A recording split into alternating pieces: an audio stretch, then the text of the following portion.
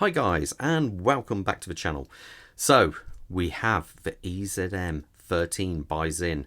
Well, 13.1 I should point out. This is the newer version of the older discontinued EZM13, but Bob's wearing over there. And yes, I will be doing a comparison video between the two. It's actually quite funny because a couple of years ago, with the help of one of my friends, Pietra, he basically did a rendering for me when we discussed how we wanted the EZM13 to look, and it's exactly what Sinn did. I don't want to say if at any point, Sinn, you want to give me a free watch, or my friend, I don't mind that, as I feel it was an oversight from yourselves. But anyway, back to this. So before I get into it, I've got to thank you, Ryan, over at Francis Gaye of Coventry, for allowing me to review this watch. He never ceases to fail when it comes to getting me some interesting watches to review. So if you're based in the UK, if you can't get down there, check out their website. I'll leave a link in the description below, or pop into the shop. They've got a really good selection of watches, not just Sinn's, a lot of watches. But anyway, so sizes of this watch. The actual size of the bezel of this watch is 41mm. I say that because the bezel does stand slightly proud. The actual main body of the watch is more like 40mm. The case thickness of the watch on this is 15mm. Some people may complain, but what you've got to remember is this is a full chronograph automatic movement. And to be fair, to get a thinner automatic chrono at sub, I don't know, £7,000, you're going to struggle. The lug width on this, so that point to that point, is 47mm, making it very wearable, and the strap size on this, or bracelet size I should say, is 20mm. But I should point out, you can get this watch also on a silicone bracelet, silicone strap, which I have one of them actually, and you can get various colours of that. You can also get Sinn supply it also with a black leather, I think, with red stitching, which actually looks really quite cool on this watch. So they are other considerations for sure. Now let's zoom in on the dial and just look how clean the dial is. It is so legible, yet gives so much information. So we have a matte black background there with printed hour and minute markers on there. We have nice minimal text on this. Sinn, I shouldn't have mentioned the text because I've got to try and pronounce Einsetzungsmesser. Yeah, I can't pronounce that, to be fair. Germans don't do things by half when it comes to some of their longer words, but basically the translation for that is Mission Tiber. So that's what that is, and that's a whole series of watches, as many of you will know if you're into my channel. So we also have here this big prominent subdial. Now this is actually for the chronograph. So if I start the chronograph, yes, the pushers are on the left hand side, and the reason for, you have to remember that these watches were originally made for the German military, and they specifically wanted the pushers and crown on this side, or at least well out of the way over here. Now the reason for that, their ideas were, if they're wearing tactical gloves, they're in a situation where it's a firefight, any pressure on the back of their hand could mean the difference between getting the shot right or not, and that obviously can have major repercussions. So they always asked for the system to be on the left hand side, way before it was other manufacturers made it cool. So that's why they're over there. So if I start a chrono, if we hear it, nice solid click. As you can see now, this hand is running round, and this is a minute counter for that. We'll get back to that in about 50 seconds. We also have another subdial there, and I love how they've done this because it's black on a very dark grey background. We have the constant running seconds hand.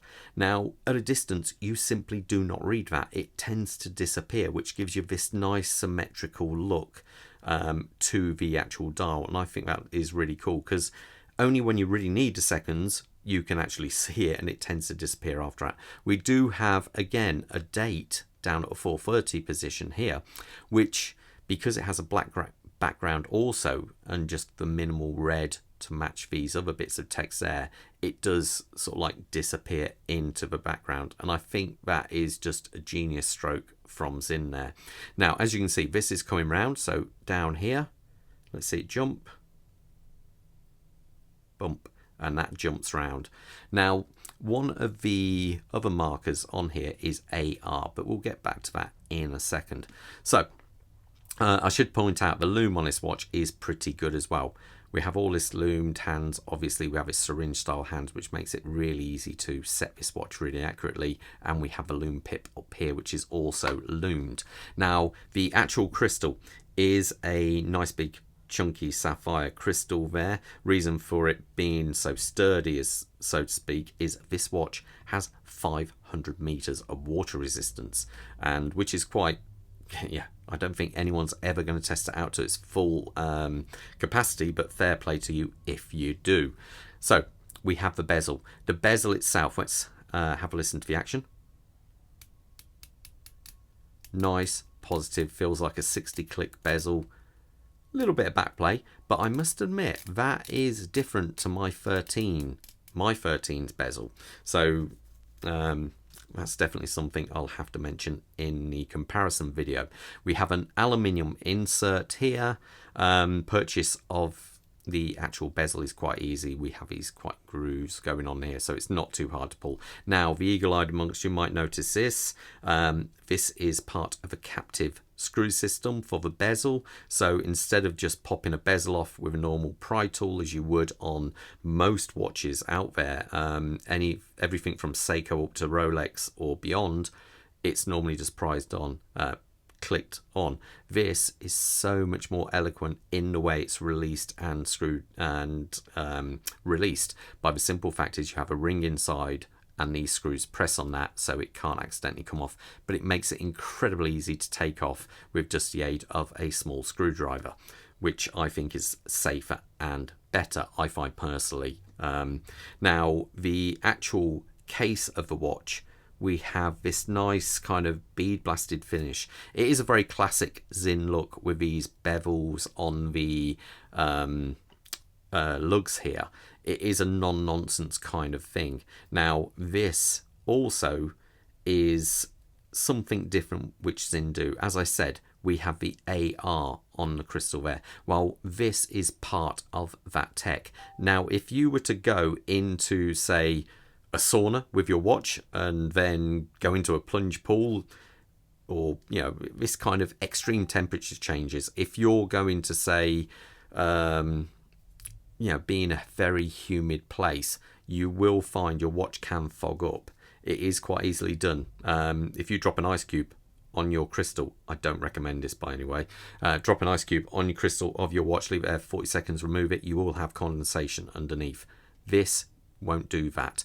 Now, the reason is you have an inert gas going on the inside there, but to keep that inert gas inside the watch, you need better seals than what's found on most watches. So this then has the better seals, and just to eliminate if there could be any possibility moisture inside your watch, this crystal there, which is housed in a titanium screw, the copper sulfite crystals will absorb moisture. As you can see, this is a brand new watch. It is very, very light in colour. My 9-year-old Sinn here, my god, it looks incredibly blue. Shows you how much moisture that has absorbed, and moisture in a watch is obviously bad. Because you have the brass, the steel pinions, everything inside the watch, plus you have the oils. Now, the oils don't like when you add moisture to them. It isn't, as we all know, oil and water do not mix. So basically, this has that to kind of negate that from happening. I should also point out any Sinn watch with this on there automatically has a 3-year warranty over the 2-year warranty. Now, as we come to the other side here, we have the pushers and the crown. The crown, as one would expect, is a screw down crown. So it's just popped out there, plenty of thread.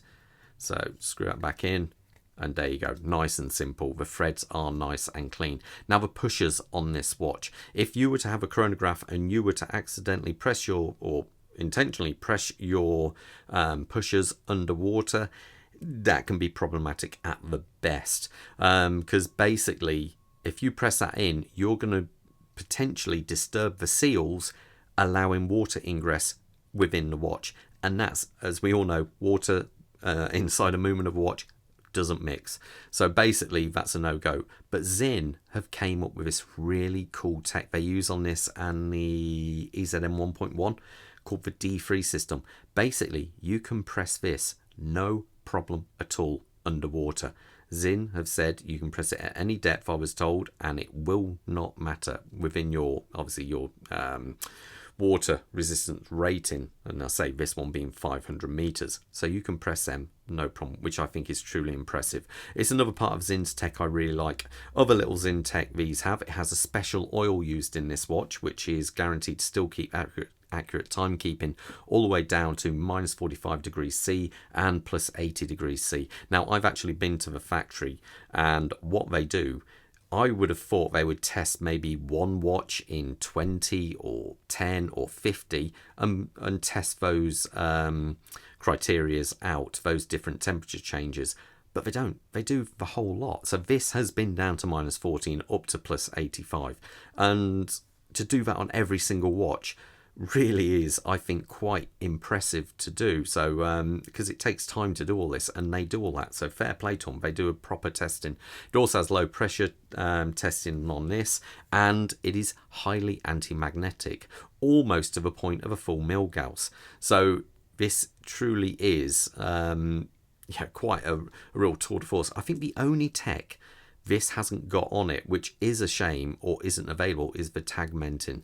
But that's it. It's kind of covered on all bases. Now, as you can see, one thing I should point out is obviously the back of this watch is solid because you've got a soft iron core inside. You don't get to see the movement. The actual movement in this watch is Sinn's SZ02. Now, they introduced that, I believe it's back in around about 2006, and it's a tried and trusted modification to the ETA 7750 movement. So what they did, they got the standard stock 7750. Now, if you're familiar with a 7750, it has a 3-dial arrangement, which is great for timing items up to 12 hours, as obviously this can only do a 1-hour timing, but it is incredibly cluttered and it makes it hard. I've been running with those watches years ago, and you can't tell what a blooming time is when you're running. This is shaking around on your arm. You can't see it. This is much easier. At a glance, you can read this. So that I did put this on time grapher earlier, and it came out at 0 seconds, which is, I almost don't have to put Sinn's on a time grapher, because they seem to do really, really well. Good testament to their regulation. So yeah, good solid movement. It has about 26 joules, I believe it is. Now, power reserve is a little bit hard to figure out. I believe at a minimal it's going to be 42, but possibly up to 60. So at some point I need to ask Sinn, or just simply wind this up full and leave it running for however long it lasts. So I say, solid case back on this. The bracelet I think is really cool. They're H-link, and it has these cool hex keys out. I know we have a cover on here, but I just didn't want to take it off, so we'll leave that on there. Now, bugbear for many people is the clasp. Now, personally, I have no problem with the clasp at all, because look how thin it is compared to the actual bracelet. It is only a tiny bit thicker. If you were to have I know people want on-the-fly adjustment, and I do understand, but on-the-fly adjustment normally comes at a greater cost. I wouldn't be surprised if at some time they are developing one, but expect to see a price increase on the watches when you have that. They're not going to be the same price. And fingers crossed, when they do make one, they don't increase the thickness too much. I know I've got some other big brand watches which cost more than this watch, and their bracelet clasp isn't as good. You do get 3 levels of micro adjustment. You have a fold over keeper, and here, and then if I pull this out, there you have your dive link extension. Very solid. Let me put this on my wrist and get an idea how it looks. Obviously I've not sized this watch, but there you go. That is it on my 7 1/4 inch wrist, and it really is a real cool kind of do-it-all watch. It's got all bases covered with. It is a dive watch. It is a chronograph. A really tough, rugged watch, and it is very cool. I say you can also get this watch on different coloured silicone straps. You can get the standard Sinn rubber strap for it. These are all possible to purchase when you get the watch, and you can also purchase it, I believe, on a red leather strap. A black leather strap with red hoops at the top, and that also looks very cool on this watch. So there you go, that's my little review. I say little, it's almost 16 minutes long. Review of the EZM13.1. I think it's a really cool watch. Let me know in the comments below what you think of this watch. Anyway, all the best, guys, and stay safe out there. Bye.